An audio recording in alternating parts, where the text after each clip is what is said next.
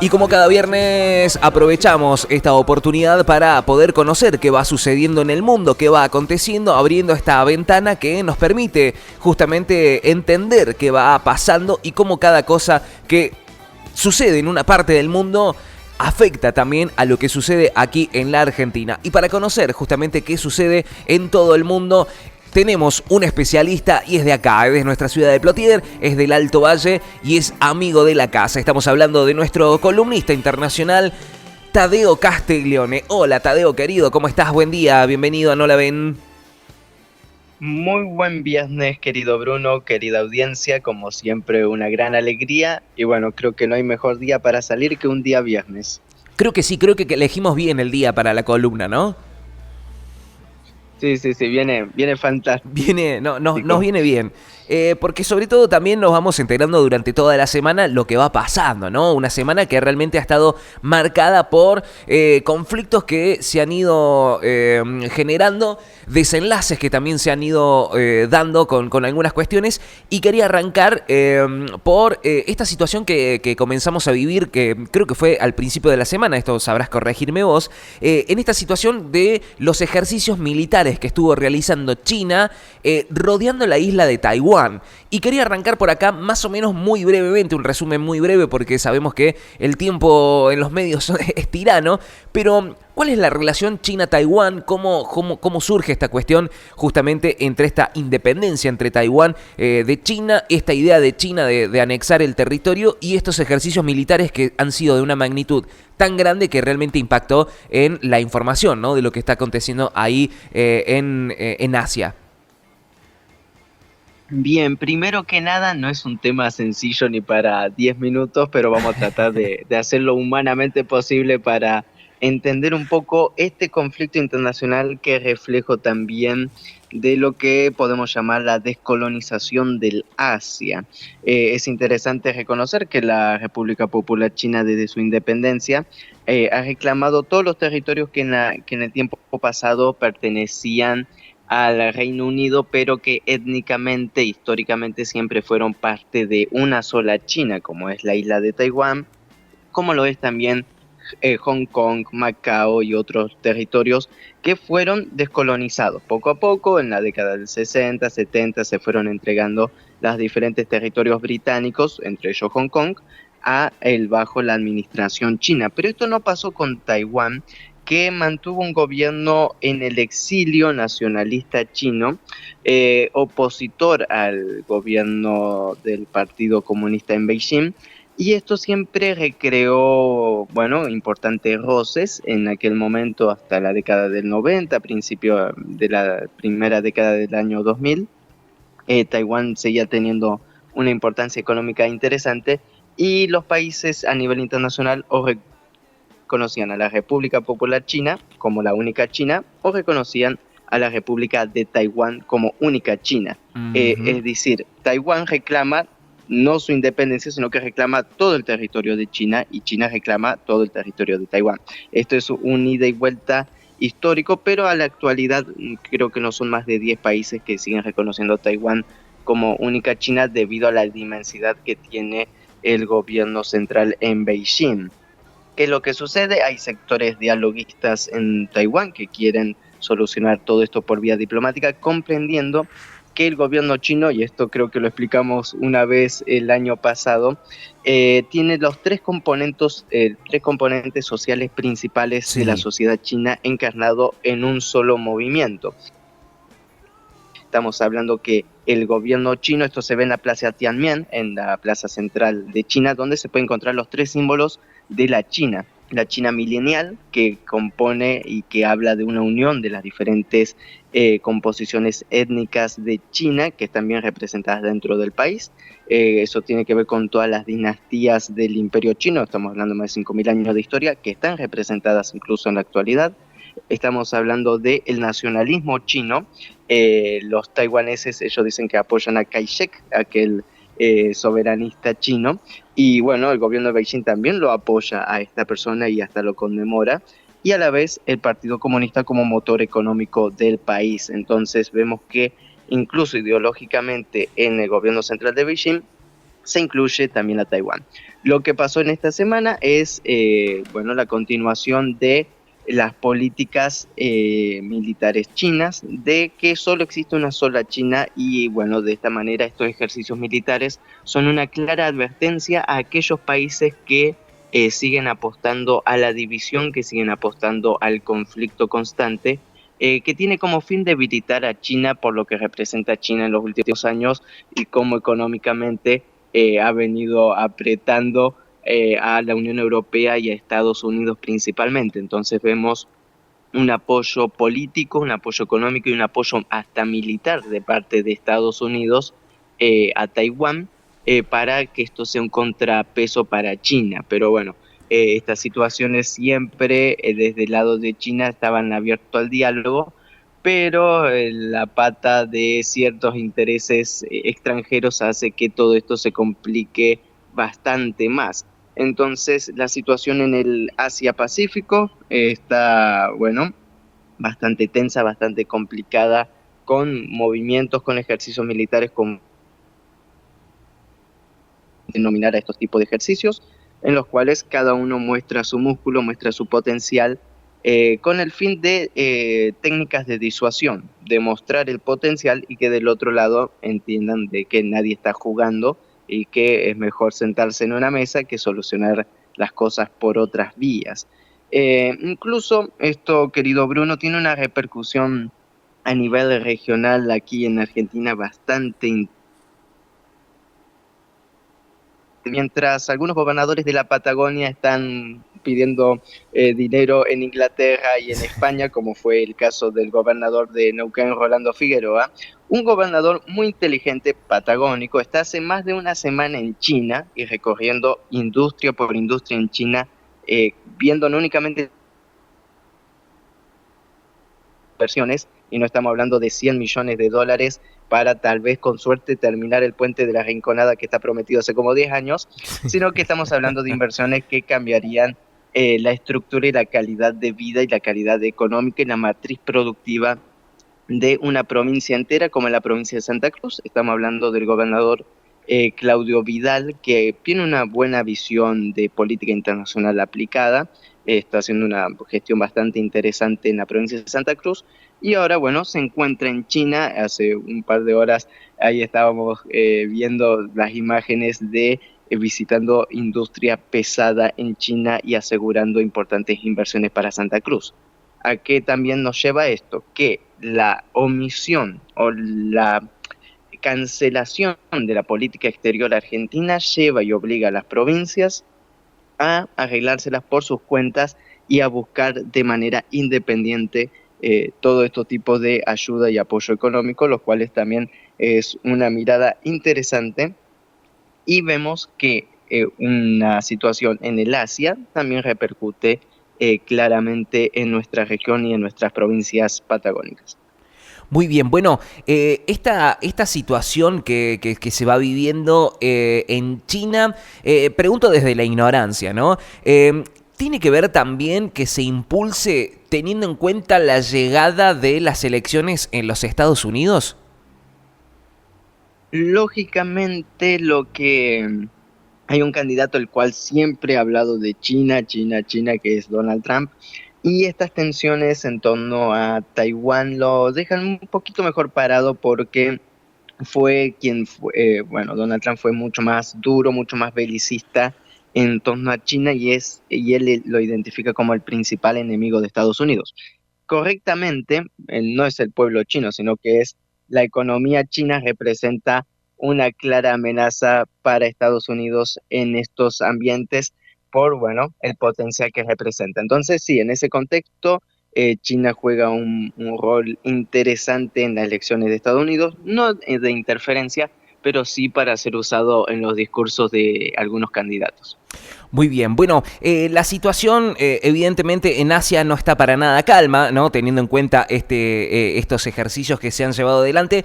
Llamó la atención por la magnitud, por la cantidad de material bélico que se utilizó, en realidad entre aviones, portaaviones. ¿Realmente es el más grande que se ha ejecutado hasta el momento o es simplemente una exageración de los medios occidentales? No, realmente China ha ido aumentando. A lo largo de este año creo que este es el sexto ejercicio militar que tiene con referencia directamente frente a las islas de Taiwán. Anteriormente se habló de que China en estos ejercicios en realidad simula una invasión o puede hacer un ejercicio y termina invadiendo, pero eso queda únicamente en lo mediático porque no hay ninguna realidad que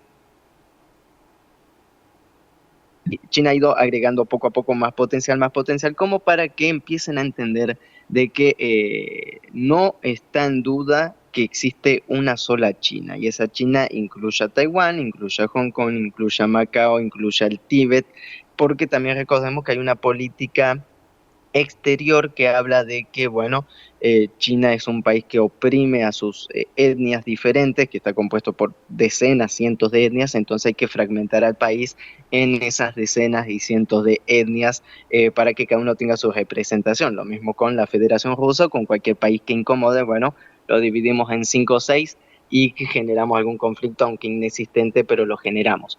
Esa es Claro. la política que se trata de aplicar.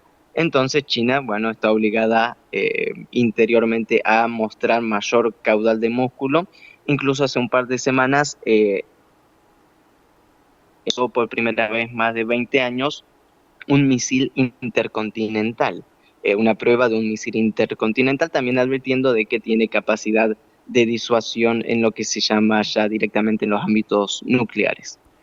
Muy bien, bueno, realmente la tensión sigue creciendo, ¿no? Recién lo decíamos, no solamente en el Medio Oriente, se da también en lo que está aconteciendo en Europa con Rusia, con Ucrania. Estamos viendo la situación, insistimos, en Medio Oriente con Israel, Líbano, Palestina. Pero también empieza a crecer la tensión entre las dos Coreas, ¿no? Porque hace poquito, en realidad hace un tiempo, veíamos casi como, me atrevo a decir que como juego de niños, ¿no? Que uno envía una cosa, el otro se lo devuelve. Tenían que ver con globos que se utilizan para cuestiones más meteorológicas. Se los enviaban a los vecinos con basura, en algunos casos veía que utilizaban materia fecal también para tirárselo al vecino de al lado, y de repente, bueno, fue escalando, ¿no? La tensión entre las dos Coreas, y hace poquito empezamos a ver que hubo una clara señal, ¿no? Que envió Corea del Norte hacia Corea del Sur. Contanos un poco de qué se trata esta situación que se está viviendo justamente entre las dos Coreas, la Corea del Sur y Corea del Norte.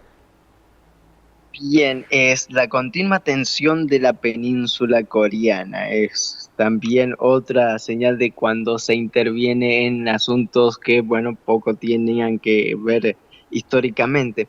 ¿Qué ha venido pasando? Bueno, Corea del Sur históricamente ha lanzado globos aerostáticos con materiales propagandísticos hacia Corea del Norte, con Biblias, y aquí es un tema interesante porque cayeron dos gobiernos en Corea del Sur por casos de corrupción en el envío de Biblias a Corea del Norte, porque cada Biblia le costaba al gobierno surcoreano $10.000. Estamos hablando de una clara maniobra de corrupción, por lo cual entendámoslo también que además de ser un hecho propagandístico de enviar propaganda de Corea del Sur a Corea del Norte, también era un hecho de corrupción. En medio de estas continuas cuestiones, Corea del Sur, bueno, además de propaganda en contra del gobierno de Corea del Norte, también enviaba videoclips de K-pop, entre otras cuestiones, y yo creo que sin meterme con la música y sin meterme con algunas cuestiones, que eso lógicamente no les cayó muy bien a los norcoreanos, y hace poco tiempo empezaron a contestar enviando basuras y, como bien describías, enviando residuos cloacales y todo lo que sea, en una guerra bastante interesante de un lado y del otro, enviándose globos como para significar las tensiones. Pero esto fue escalando poco a poco y en esta semana hemos visto un aumento total de la tensión, una región caracterizada por la tensión también, en los cuales Corea del Norte denunció que drones militares de Corea del Sur habrían espiado la capital de Corea del Norte, Pyongyang, y que Ujú. esto, bueno, fue muy mal aceptado, lógicamente, por el gobierno central dirigido por Kim Jong-un, y en este momento, bueno, respondió con el cierre total de relaciones, cortar los cables de comunicación que existen entre ambas Coreas, y a modo simbólico decidieron dinamitar la carretera que une del Sur con Corea del Norte, aunque ya nadie transitaba desde el año 2020, si mal me equivoco, en el medio de la pandemia. Bueno, es una imagen fuerte la que se ha mostrado volando por los aires toda la zona fronteriza y también con la activación de la alerta total de todas las fuerzas de respuesta rápida de Corea del Norte en medio de, bueno, una situación tensa que hace recordar a años más complicados anteriormente cuando existía un conflicto con directamente Corea del Sur, Estados Unidos, Japón contra Corea del Norte. Recordemos aquellas discusiones que se tenía con Donald Trump de quién tenía el botón nuclear más Sí. grande en el escritorio para apretar y la firma de ya lo estamos atacando y demás. Bueno, volvemos a esas situaciones que eran bastante complicadas, bastante tensas, que nadie sabía qué es lo que iba a suceder y esta vez por una provocación del sur hacia el norte, no necesariamente del norte, que bueno, también suele contestar con ciertas maniobras, pero marca un momento muy tenso en la región, en los cuales también, como estabas indicando anteriormente, si esto tiene algún reflejo electoral, lógicamente que sí. Dentro de los dos candidatos en Estados Unidos, la candidata demócrata Kamala Harris habla de continuar manteniendo la ayuda hacia todos los países del exterior, mientras que Donald Trump ya lo había propuesto anteriormente cuando era presidente y lo vuelve a proponer ahora, de hablar de cobrarles los servicios de defensa. Corea del Sur en sí misma no se puede sostener, Japón tampoco, entonces la maniobra de Estados Unidos con Donald Trump es cobrarles los servicios por prestar sus tropas en esos países. Entonces ahí también hay un doble discurso bastante interesante y estas tensiones también en la península coreana tiene que ver con la formación de un nuevo gobierno en Japón. Esto es interesante porque el que era ministro de Defensa de Japón ahora es primer ministro y tiene una retórica muy anticoreana que Corea del Norte siempre ha pedido una indemnización al gobierno de Japón como primer paso para un diálogo de denuclearización de la región. Pide que Japón pida perdón por los crímenes que se cometieron durante el colonialismo japonés en toda la península coreana, que tuvieron un dominio colonial de más de 30 años, en los cuales, bueno, murieron cientos de miles de personas, y Japón no reconoce que ellos hayan cometido ningún delito. Entonces esa situación también pone bastante tensa las relaciones y que el que era ministro de Defensa de Japón ahora sea primer ministro, esto complica cualquier tipo de diálogo y bueno, las situaciones parecen ir escalando, vamos a ver cómo se dan en las próximas semanas. Hemos visto también una Corea del Sur muy agresiva con China, con Rusia debido a su apoyo al norte Claro. y esto también puede ser un efecto boomerang. Tadeo, evidentemente el mundo se está moviendo y un montón, ¿no? Se está moviendo muchísimo. Hemos visto distintos conflictos armados que empiezan a aumentar aún más su tensión. Algunos que se vienen llevando adelante hace muchos años, pero que comienzan a ir profundizando aún más estos conflictos. Volviendo un poco o saliendo un poco de lo que sucede en Asia y robarte unos minutitos para explicar qué sucedió con, nos vamos hacia Medio Oriente y este ataque que realizó Israel, donde aparentemente han terminado con la vida de quien fuera el líder del grupo terrorista Hamas.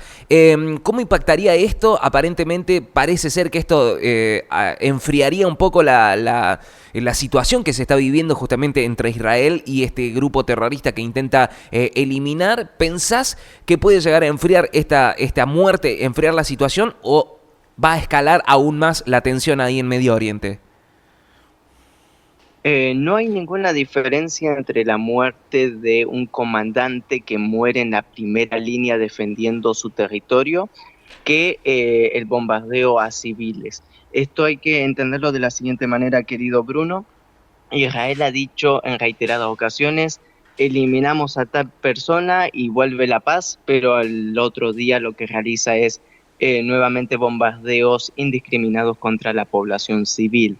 Dentro del pensamiento oriental, y esto es un tema a tener en cuenta, cualquier líder que muere con un fusil en la mano combatiendo en la primera línea del frente, como fue el caso de Yahya Sinbar, este líder del grupo Hamas, es un ejemplo a emular y que Israel publique las imágenes de estas personas, bueno, acaba de crear un nuevo Che Guevara en la región y un gran ejemplo en el caso de la lucha de los palestinos, de que sus líderes están en la primera línea de combate y no temen morir combatiendo contra el enemigo invasor. Entonces, esto es una jugada muy mala. Si se cree que eliminando líderes van a cambiar algo en la situación, pues no, realmente lo único que hacen es radicalizar aún más la lucha y se demuestra de que todos tienen la voluntad de combatir a distancias. Las imágenes que se mostraron no era de una persona derrotada, que hasta el último segundo se lo ve defendiendo la franja de Gaza en medio de una invasión. Entonces, bueno, muy difícilmente esa situación cambie y muy difícilmente esto le beneficie al Estado de Israel con todo lo que esto significa en medio de una guerra que no tiene ningún sentido más que la eliminación y la muerte de civiles. Y bueno, creo que lo vamos a repetir hasta el cansancio. Todos nosotros estamos a favor de la paz y todos quisiéramos que estos conflictos culminen de una vez por todas, pero no somos tontos y hay que entender las causas de los conflictos, hay que entender las razones que hay detrás y también hay que utilizar muy bien las palabras porque quien ha estado matando más de 15.000 civiles desde el 8 de octubre hasta la actualidad no ha sido el grupo Hamas, no han sido los palestinos, no ha sido ni el siquiera el Hezbollah o cualquier otra cosa que nos quieran pintar, sino que ha sido el mismísimo Estado de Israel. Entonces, si vamos a empezar a definir quién hace actos terrorismos y quién no, pues bueno, hay que hilar un poquito más finito en algunas situaciones, pero bueno, en conclusión, no va a cambiar mucho la situación en el frente. Muy bien, bueno, Tadeo, como decís vos, ¿no? Hay que entender qué va pasando y nosotros, como siempre, intentamos desde acá, desde No La Ven, comprender qué sucede, por qué se dan los sucesos internacionales que se dan y lógicamente siempre tratamos de hacer este nexo entre lo que acontece en el mundo y cómo impacta en la República Argentina. Tadeo, como siempre, el agradecimiento especial por los minutos que nos dedicás para brindarnos claridad. Insistimos, ante tanta confusión, ante tantos datos, ante tantos números que por ahí confunden, comprender un poquito qué va aconteciendo en el mundo nos permite también entender qué puede llegar a pasar también por acá, por el lado de la República Argentina. Tadeo, querido, el saludo para vos, buena jornada y excelente fin de semana para vos.